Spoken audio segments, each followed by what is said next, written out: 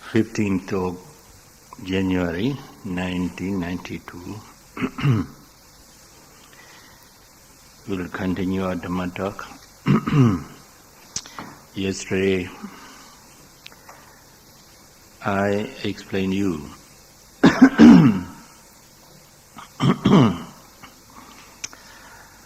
how a Vipassana meditator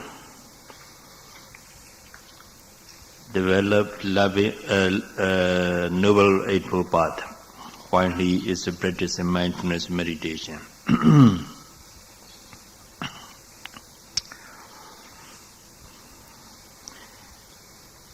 So, I think you remember the Prajñaya, Pahadava, Sachikatava, and Bhavitava. They are four types of the truth, four types of truths in the teaching of the Buddha. The first one is the truth, which must be thoroughly realized.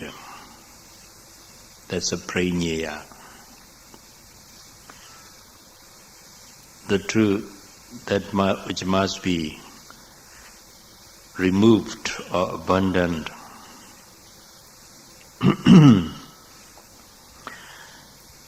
It's a Pahadava. Then the truth which must be experienced.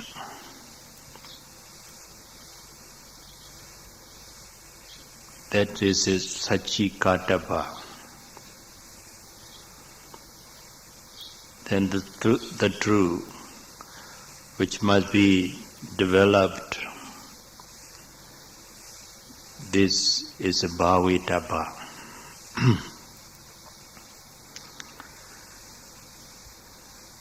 The truth that must be thoroughly realized is the truth of suffering. That's material and mental processes.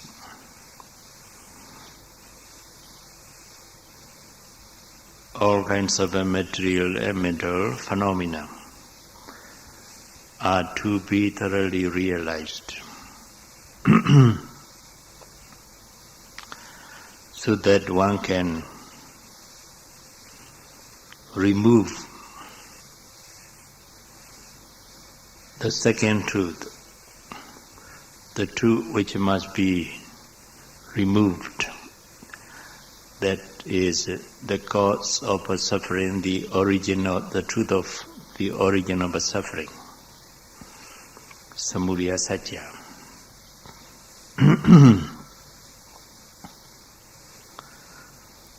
When the cause of suffering, Samudaya Satya, has been uprooted, there won't arise any suffering, dukkha at all. Then dukkha, suffering, ceases to exist. Then the meditator has attained the cessation of suffering, or the meditator has experienced the cessation of suffering, the end of suffering, the absence of suffering. So this is the cessation of suffering. It's called Nibbana, which must be experienced by the meditator who has totally destroyed the attachment, the cause of suffering.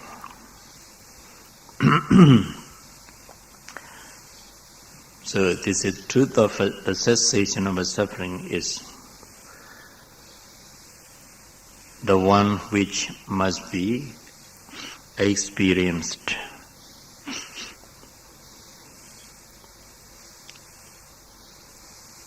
To experience this cessation of suffering, deliverance or emancipation,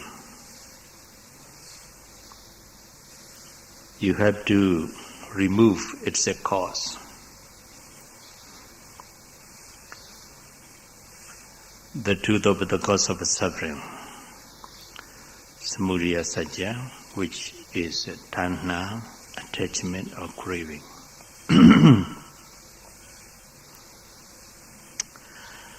To be able to remove this tanha, attachment or craving, the cause of suffering, you have to thoroughly realize bodily and mental phenomena and their true nature, which is the truth of suffering, which must be thoroughly realized.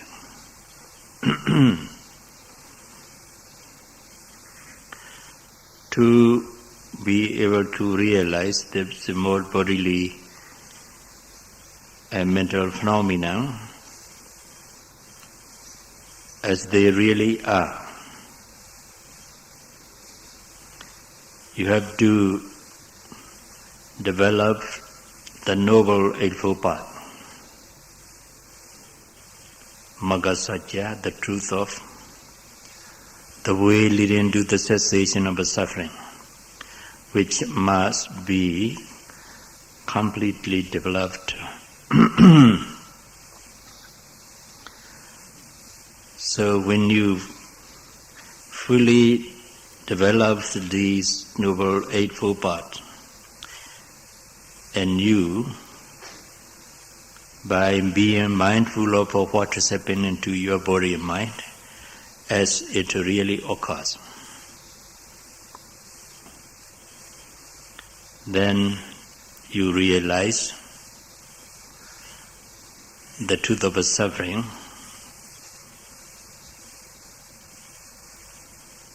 this embodiment process as it really is.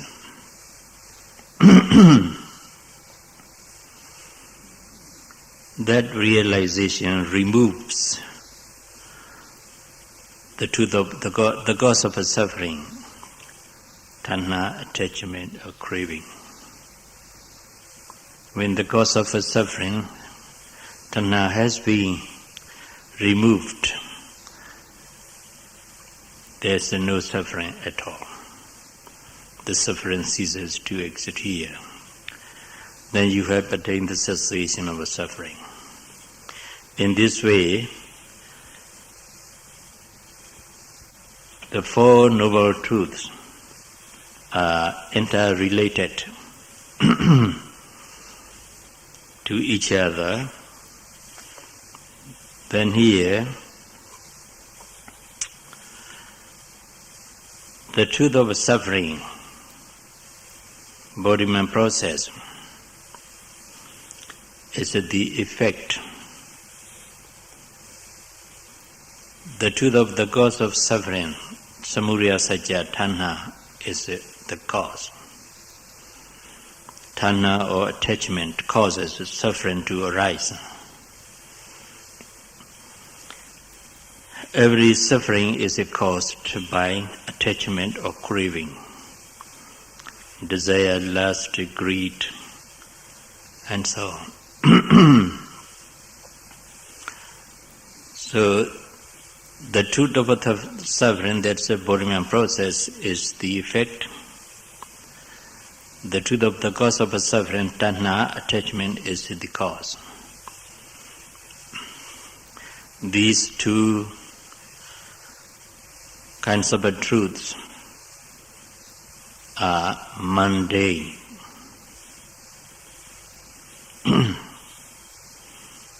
They are connected with worldly affairs.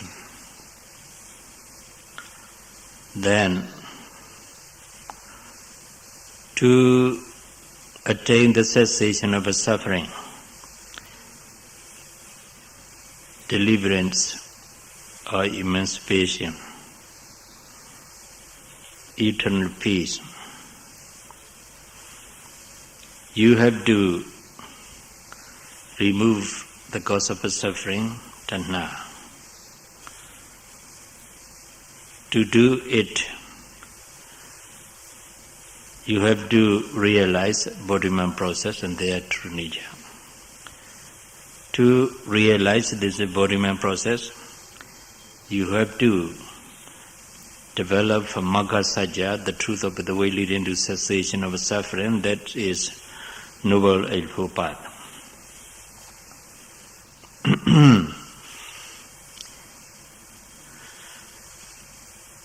When you fully developed Noble Eightfold Path by being mindful of whatever arises in your body and mind as it really occurs, then eventually you attain the cessation of suffering.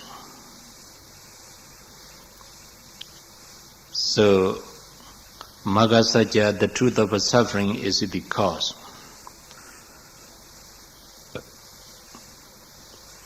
Nirodha sajja, the cessation of suffering, is the effect.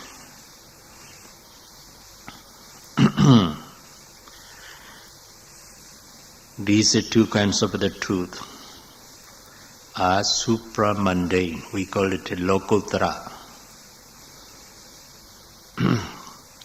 It means that they are beyond the world. Lokuttara. The first two truths, dukkha sajja and samudaya sajja, are mundane. They are connected to worldly affairs, they are in the world.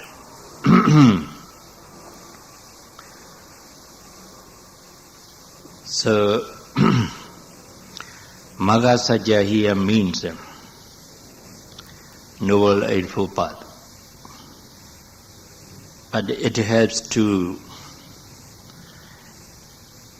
divided into two.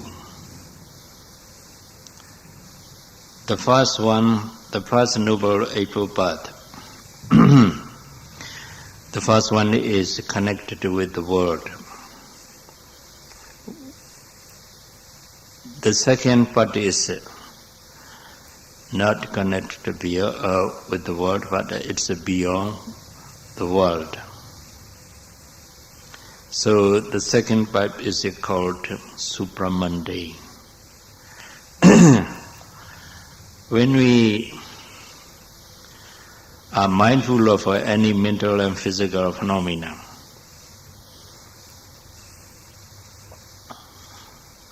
very clearly, precisely, then we have to make mental effort. That mental effort is a samavayama, right effort. Because of that effort, then you are mindful of what's happening to your body or mind as it really occurs. That is a mindfulness. This mindfulness is the right mindfulness, samasati. Gradually the mind becomes concentrated to a certain extent on the object of either mental process or physical process. So that concentration is right, so it's the right concentration, samasmadi. When the mind tends to go out, or when it goes out, one of the mental factors directs the mind to the object of meditation, any mental process or physical process. That is a sammasankappa, right thought. In this way, gradually, with the deeper concentration, you come to realize that the mental process, just a natural process of mentality. You come to realize the physical process, just a natural process of physical phenomena. They are neither a person nor being. What are they? They are natural processes of mentality and physicality. That's the right understanding, realization.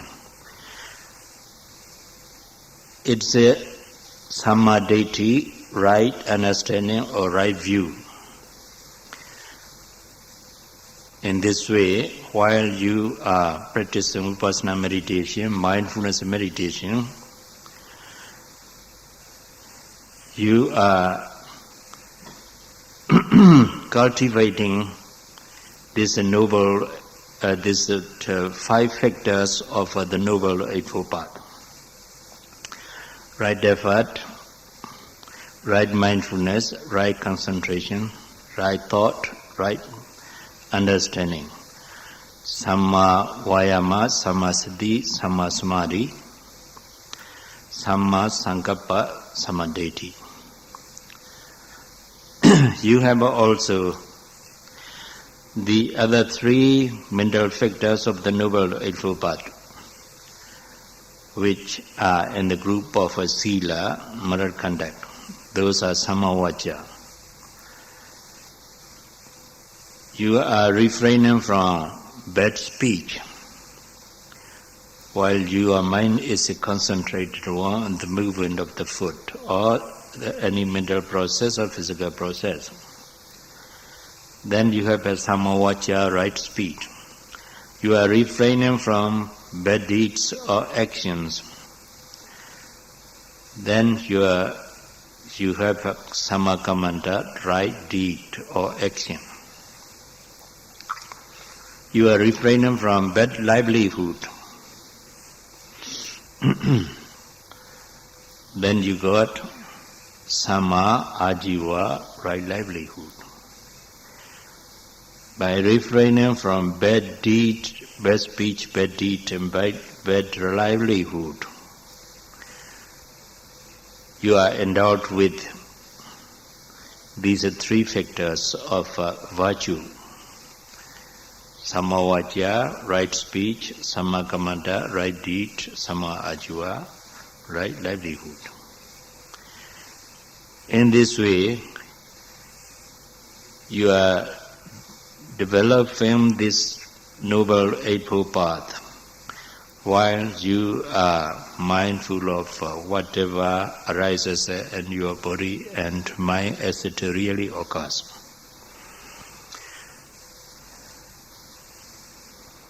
But this Noble Eightfold Path is mundane.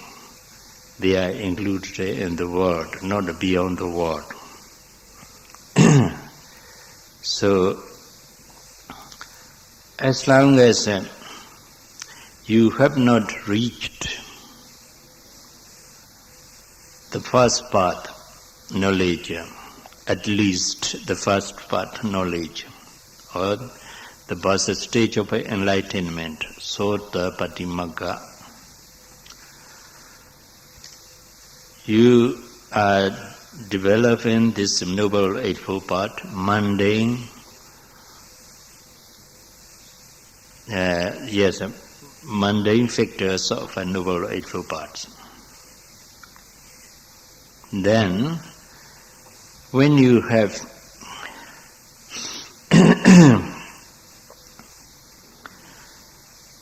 reached the first stage of enlightenment, Sotapatimagga, there also you develop this Noble Eightfold Path. At that moment, also you have these 8 factors of the Noble Eightfold Path.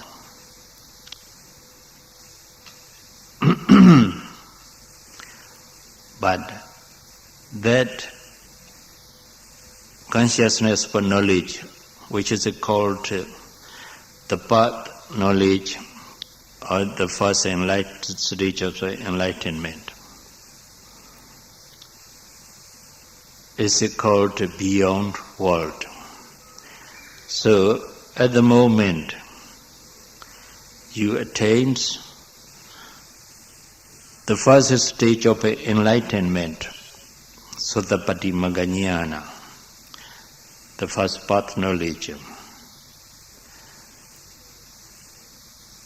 The Noble Eightfold Factors which you develop at that moment is called supramundane, because it's a beyond world.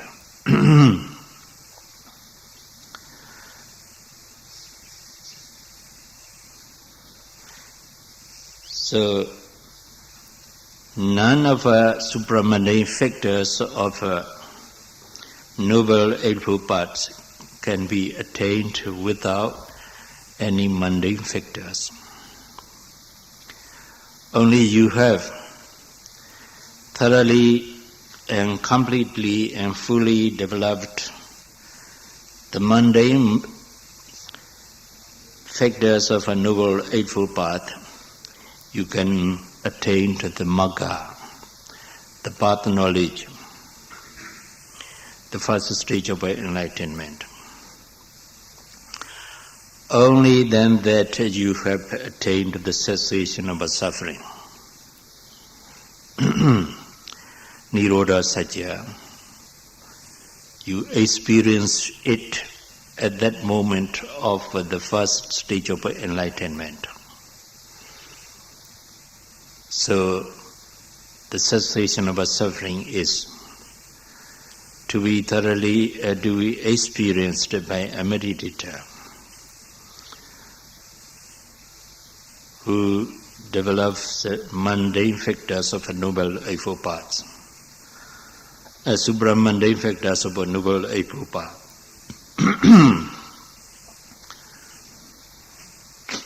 Then here what do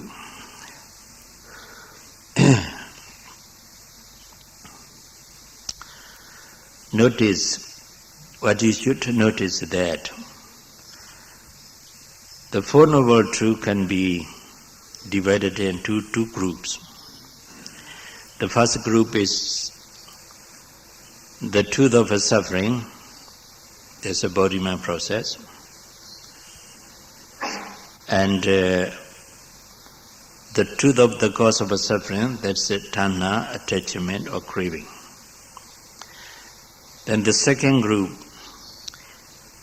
is the Nirodha Satya, the cessation of suffering. And the Magga Satya, the way leading to the cessation of suffering. Or the first group, the truth of the cause of suffering, tanha, attachment, samudaya satya is the cause.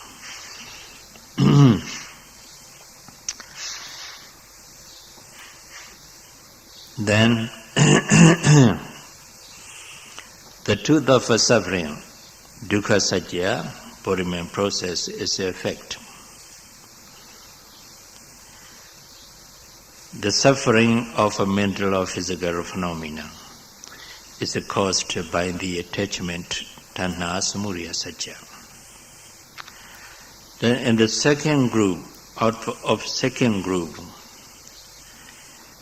Magga Satya, the way leading to the cessation of suffering, that is the Noble Eightfold Path, is the cause of the cessation of suffering.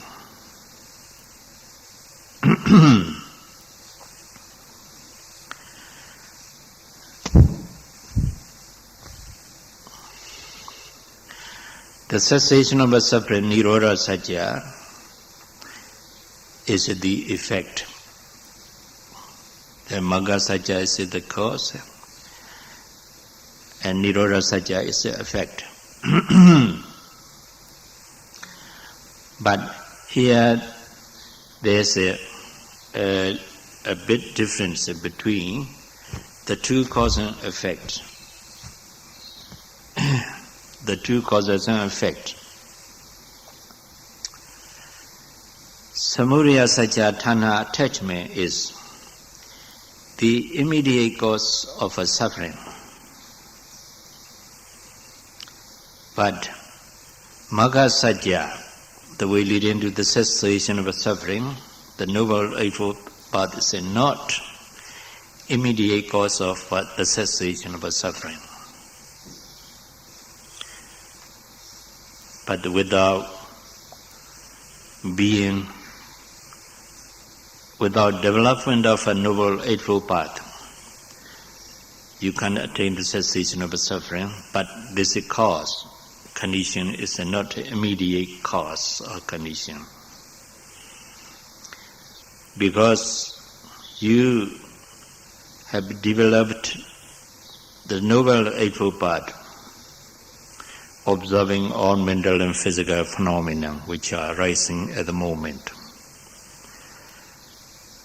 So you come to realize body-mind process and their true nature.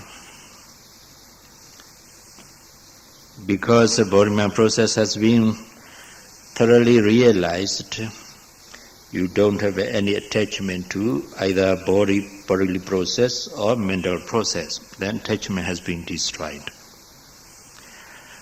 Only the attachment has been destroyed, you won't have a suffering at all. In this way, the Noble Eightfold Path, though it's the cause of the cessation of a suffering, it's not immediate cause of a suffering.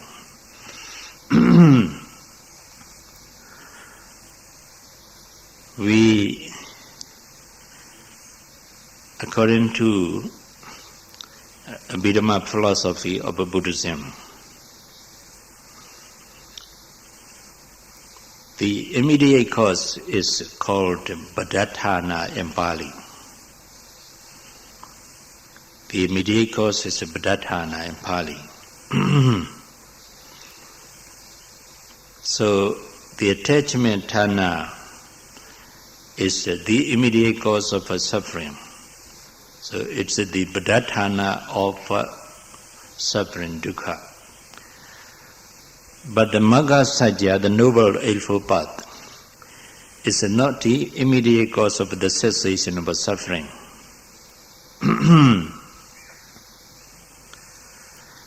So it's not Badatthana of the cessation of a suffering, not the immediate cause of a suffering. But without development of this Noble Eightfold Path, you can attain the cessation of a suffering. So the Noble Eightfold Path is the way leading to the cessation of suffering, the cause of the cessation of a suffering.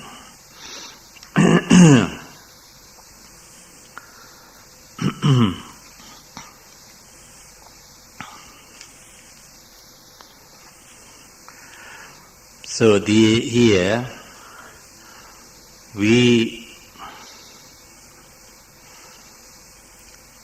in the Buddhist philosophy, we have two kinds of condition. The first one is Janaka Hetu. The second one is Upathambaka, Papaka Hetu, Sampapaka Hetu, and so on. But I think I need not explain these two types of conditions or cause. In this case, I should leave it, because so that I would not make them puzzled about these Noble Eightfold Path. Then, what we know here is whenever we are mindful of rising, falling of the abdomen, or lifting, moving, lifting, pushing, dropping, touching, pressing of the foot, or bending of the arm, stretching of the arm, say thoughts, ideas, opinions, mental images, or painful sensation, whatever we may be mindful of, that mindfulness consists of the Noble Eightfold Path. But in some cases, not 8 factors included, only 7 factors are included. In some cases, all the full 8 factors has been developed. I think you can grasp it. In which case did you develop 7 factors? In which case do you develop 8 factors?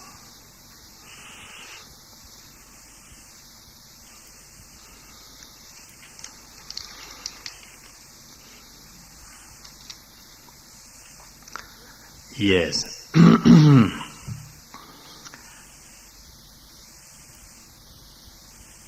As soon as you begin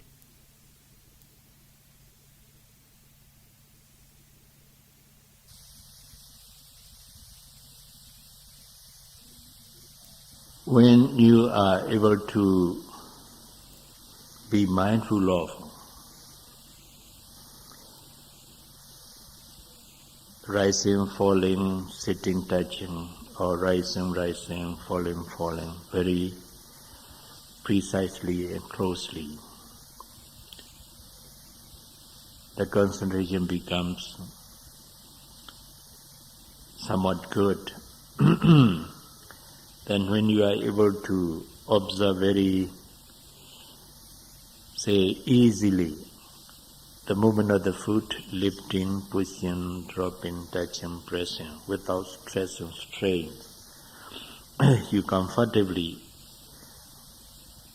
can observe the movement of the foot precisely and closely. Even though you walk an hour, by noting these movements, you do not feel tired. You feel pleased with your practice. Then the concentration, what's the reason? The reason is the concentration is good enough. The mind doesn't go very often. It goes very occasionally. But as soon as you know it, you note it, then the thought has disappeared in a short time. In this way, gradually, your mind becomes concentrated more and more deeply. And also you are able to be mindful of some of our daily activities, said about 40% of the daily activities, with some intentions before the actions too. Then the mind becomes concentrated to a certain extent in that field, in that respect too.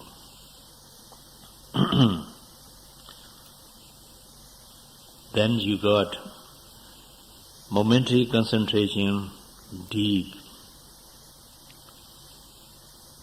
and good to a larger extent. Then in the sitting,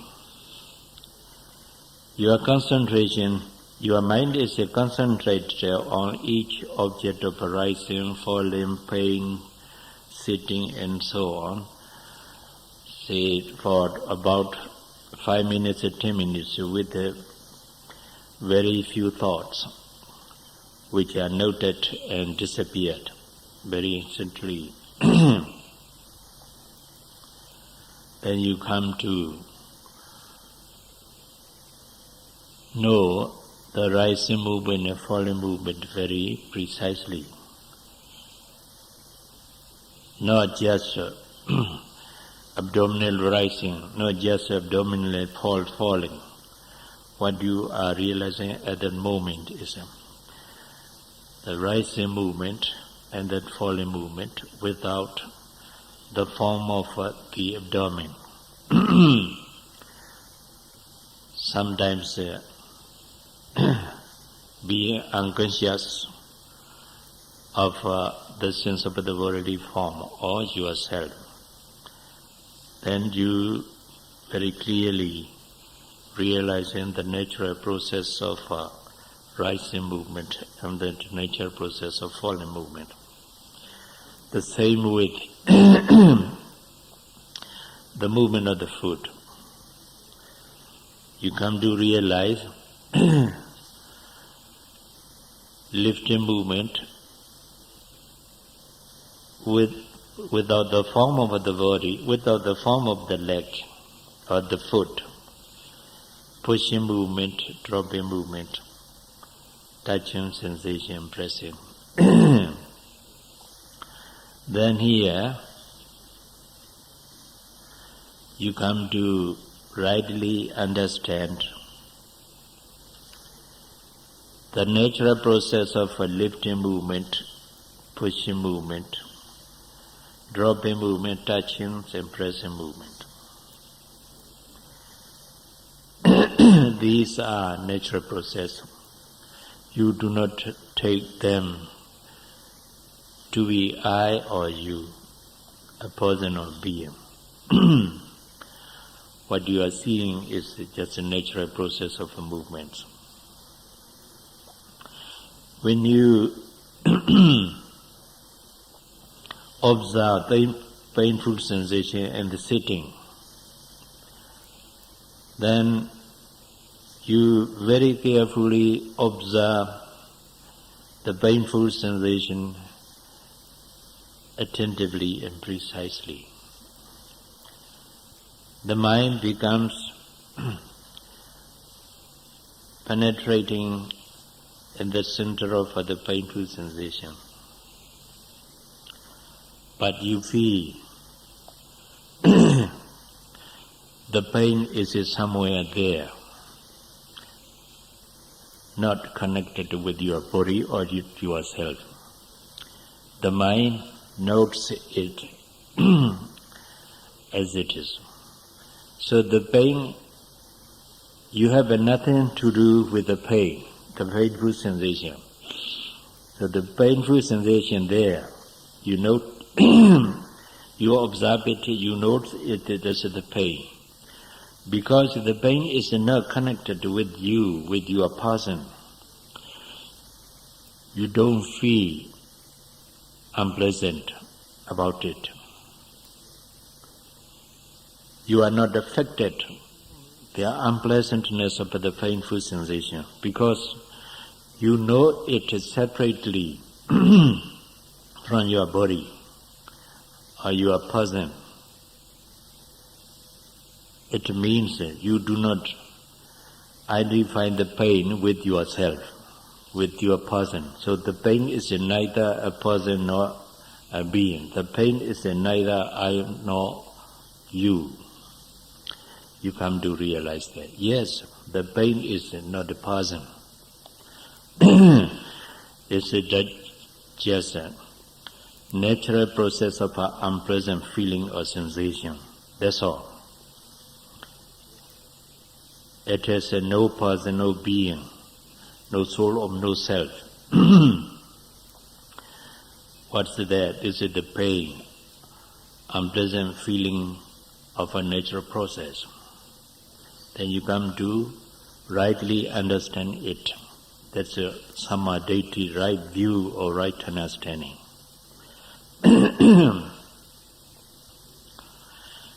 Before you begin to rightly understand the pain, the movement of the foot, the abdominal movement,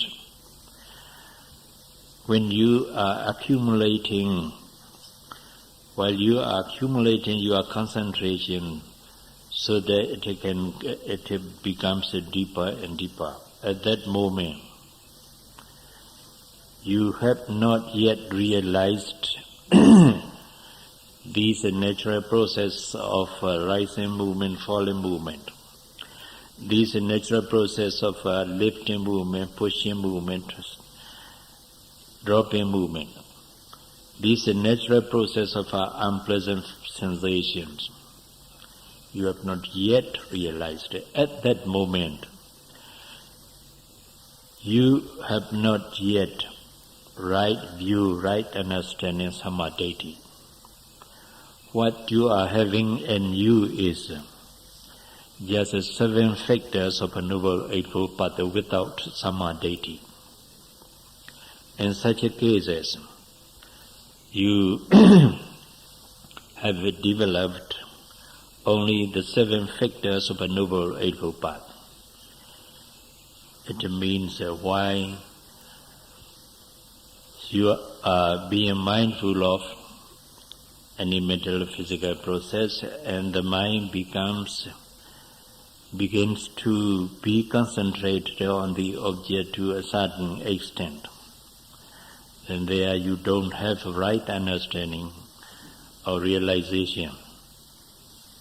So in such a case, you have developed the 7 factors of a Noble Eightfold Path. Then, when you begin to rightly understand the rising movement of natural process and the falling movement of the natural process, and the mind that notes it. In the same way, the lifting movement, pushing movement, dropping movement of a physical process, with the mind that notes it. In the same way, the painful sensation, which is separate from your body, which is nothing connected with your body, it is somewhere about, say, the 2 hours from your body or yourself. 2 feet from your body and yourself. Then you are rightly understanding these natural process. At that moment, you have developed the Noble Eightfold Path, including the right view, the right understanding, samadhi. In this way, in some cases, you have developed 7 factors of a Noble Eightfold Path. In some cases, you have developed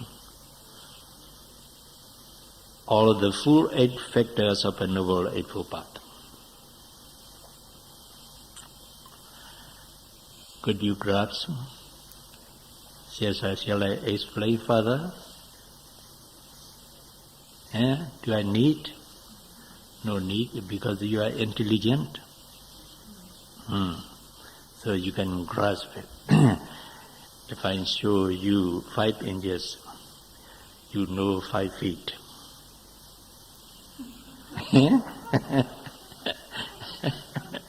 You know 5 feet. So I need not to explain further. Then please let me ask the question. When you are developing the 7 factors of a Noble Eightfold Path,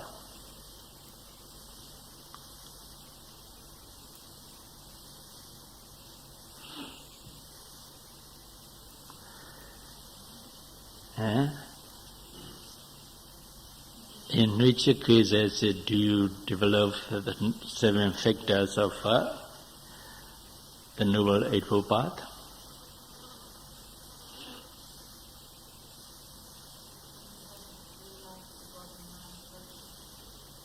Well, before you have realized the body-mind process and attain some degree of a concentration, just concentration. You follow? Just concentration, not realization, not rightly understanding. In these cases, you have developed only the seven factors without right understanding, samadhi. Only when you begin to realize, rightly understand body-mind process and their true nature, then you have how many factors? 8. Then what includes there? Samadhi, right understanding. So,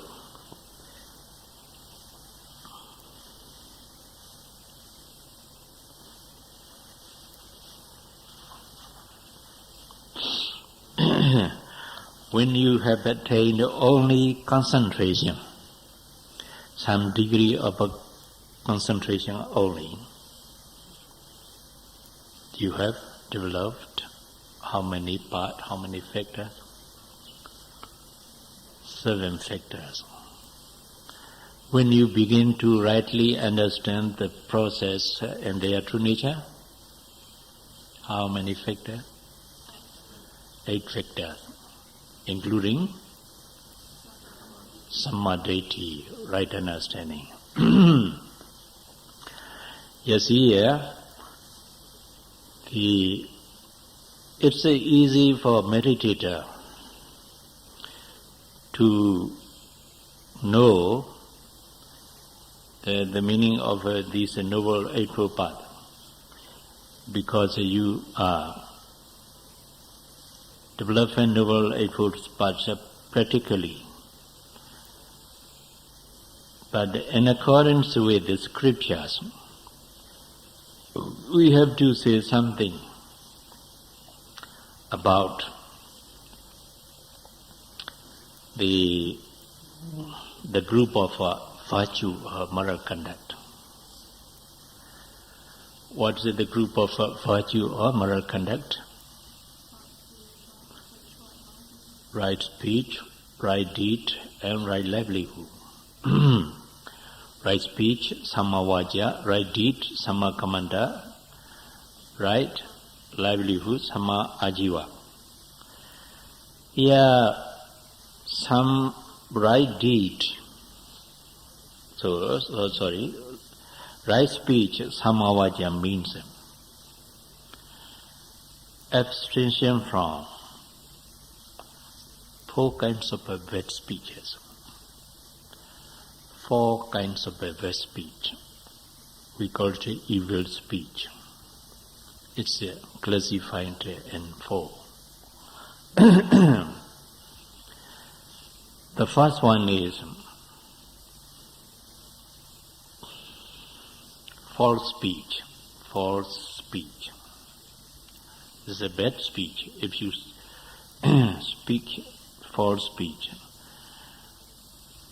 you have not samma vajja. Then the second one is usually the Pali scholars translate it into slandering and backbiting. What do you mean by that? Slandering and backbiting. Speaking badly about another person. Yes, this one. The Pali word is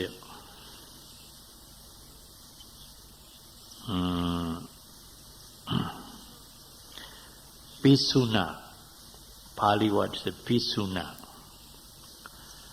Sometimes it's called a pesonya. Do you understand the meaning of pisuna? Yes, it's sometimes called pesonya.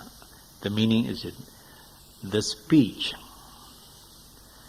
which crushes the loving kindness between 2 persons. That's a pisuna. Huh? Much better. Yes. The speech that crushes the loving kindness between two persons is called backbiting, slandering. But I think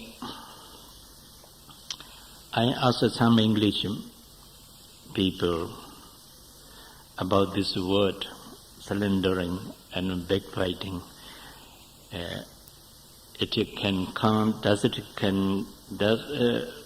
Can it convey the desired sense of the pesunya? But they said, no, there's no word equivalent to the pesunya. The speech that crushes loving kindness between two persons. You have that word? Huh? No. Yeah. No exact word. Yeah. That is a bad speech.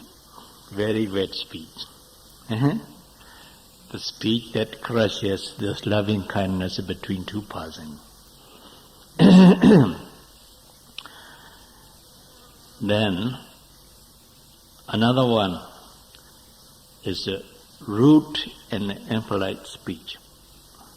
Rude and impolite speech or language. If you abstain from this rude and impolite language, then you have a samavacha. Then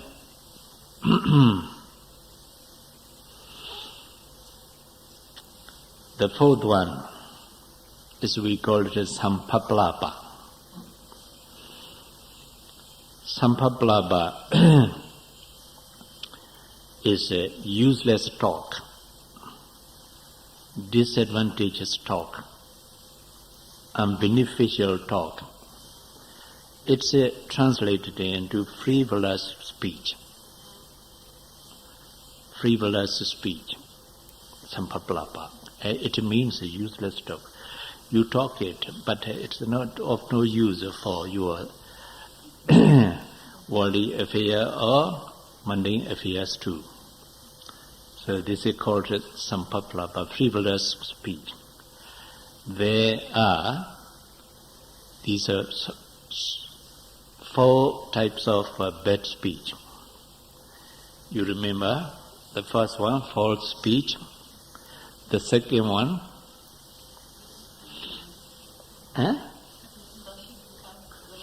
the speech that crushes loving kindness between two persons. Yes. Then the third one, rude and impolite language, speech. And the fourth,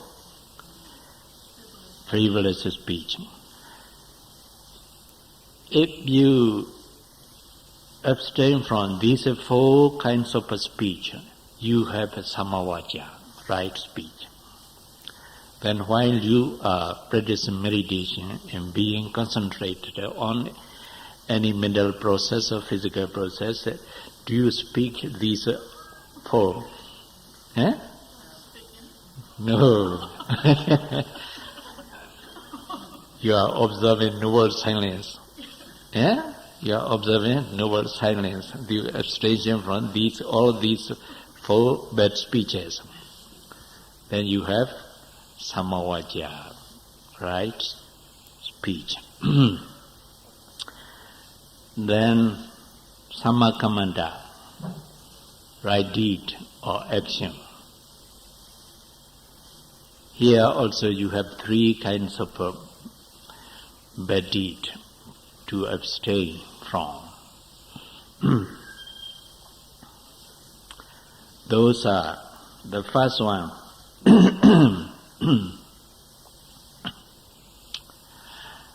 abstention from killing, abstention from harming or taking life.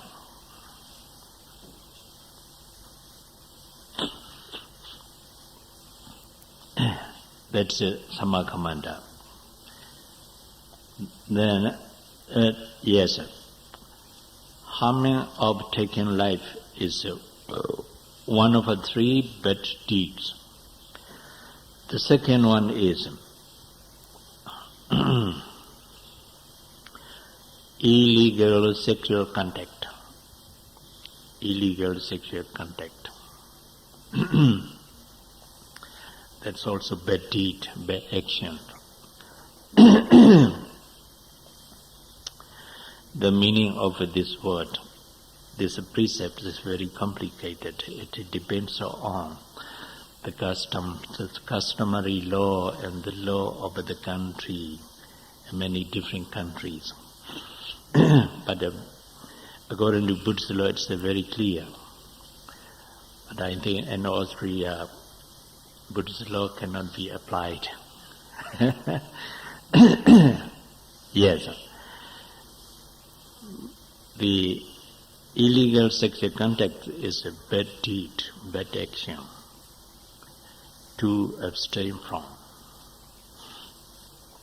Then you may know the last one, the third one. What's that?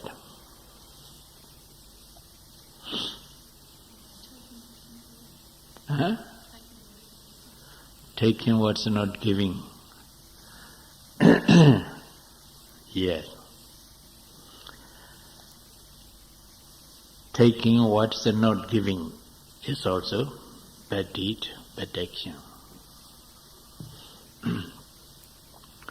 This precept also very superficially translated into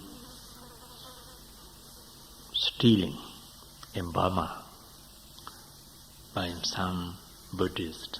Actually, it's not so. Not only stealing, but also the other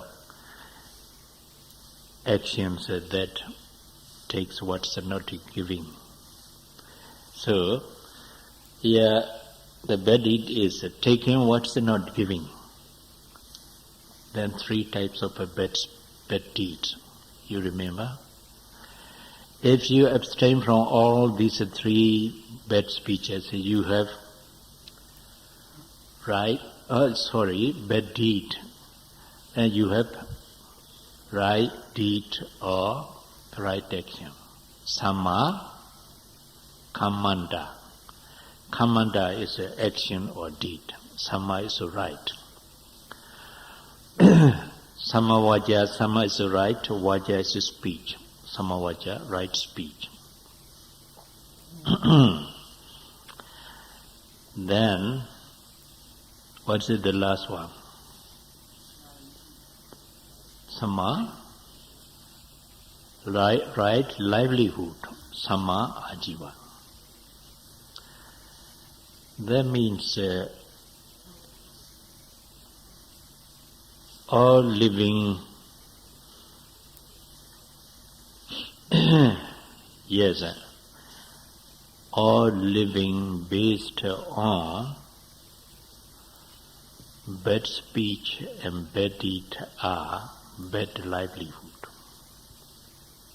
You follow?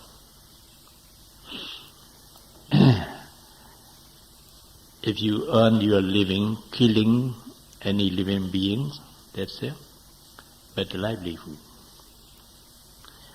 If you earn your living taking what's not giving, it's a bad livelihood. If you earn your living by telling false speech, telling lies, then it's a bad livelihood.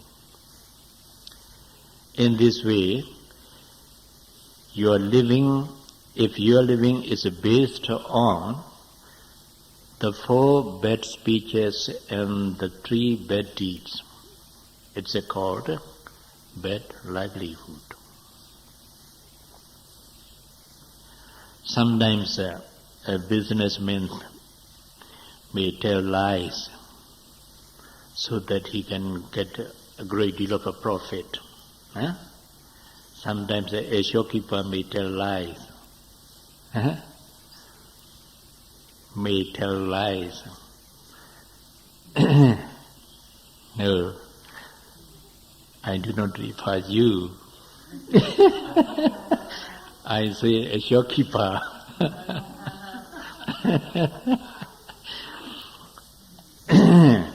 Yes, then their livelihood is a bad livelihood. When you abstain from these bad speeches and bad deeds, when you earn your living, then your livelihood is a bad, right livelihood. And also, you have to abstain from selling poisons. Selling poisons,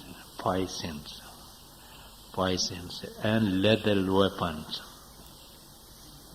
such as a dagger and automatic rifle and so on. You have to, yes. And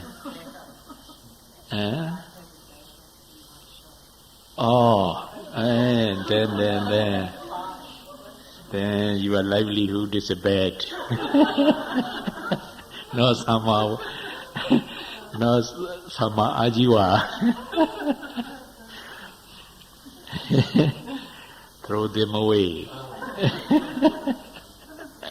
No sama ajiva.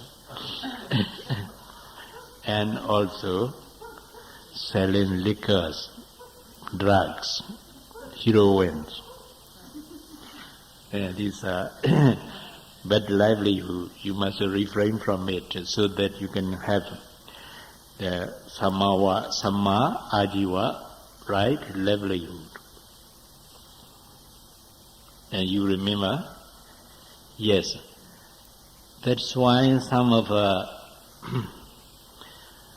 Buddhists said, this Noble Eightfold Path is a way of Buddhist life.